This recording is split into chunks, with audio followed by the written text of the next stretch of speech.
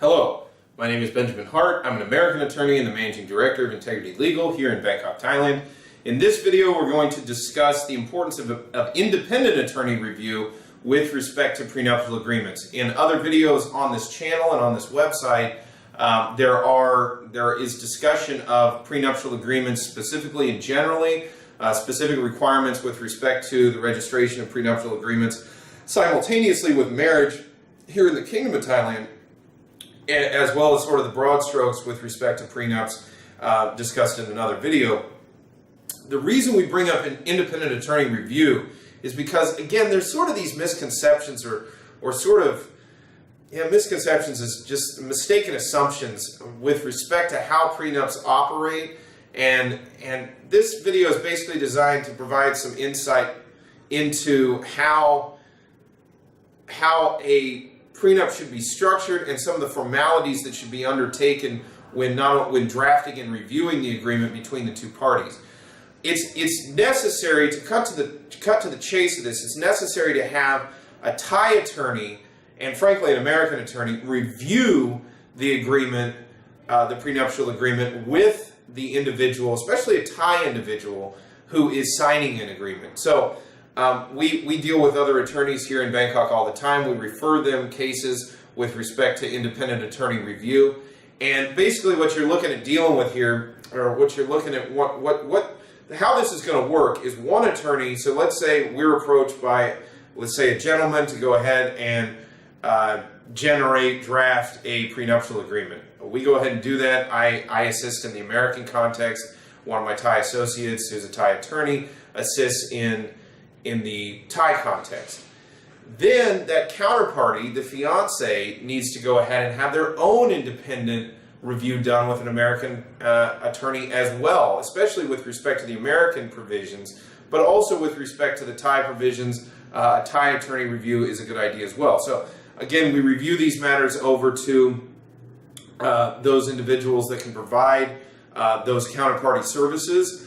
And why is this important? Well, sometimes people are under the mistaken assumption that, oh, well, so-and-so just signed it. Well, and that's going to hold them to it. Well, I'm here to tell you later on, if there is a dissolution of marriage, a judge is going to be very, very keenly interested in whether or not the counterparty understood what they were signing at the time that they signed the prenuptial agreement. And in the case of in the context of Thai-American prenuptial agreements, if we're talking about a judge in the United States, that judge is going to want to know whether that Thai individual could speak, read, and write English, how fluently at the time that they spoke it, and more importantly, that they understood the agreement at the time they signed it. And this is why having a Thai-American team to be able to explain all the ramifications in Thai, all the ramifications in an American legal context is so important, because fundamentally this isn't about trying to get one up on the counterparty. This is a marriage that we're talking about here. The parties are not intending to have problems with each other. It's a better idea to think about it from the standpoint of transparency and equity. It's basically everybody wants to know where they stand, the posture that they stand from a legal standpoint and from a financial standpoint with respect to the division of marital property, marital goods, and the properties of the individuals involved prior to and after marriage, and in the event of a possible dissolution, and also transparency with respect to the fact of where is somebody going to stand legally in the event of dissolution. And having Thai and American attorneys to be able to provide insight not only with respect to the language barriers, but also with respect to the legalese. Simply speaking a language fluently does not mean one understands the ramifications of the legal jargon, for lack of a better word, the legal terminology inside one of these agreements. There are many, many, many phrases and terms that are used in a legal document, such as a prenuptial agreement, that they're terms of art. They have very different. They're definitionally different than colloquial phrases. So something like a phrase like "open and notorious" in a property context has a whole plethora of meaning. There's a ton, especially in the United States, there's case law that back up that whole notion, at clear and convincing evidence. What does that mean? Well, on one level, there's sort of the commonsensical understanding of the definitions of those words, and then there's an entire, again, plethora of jurisprudence behind those words.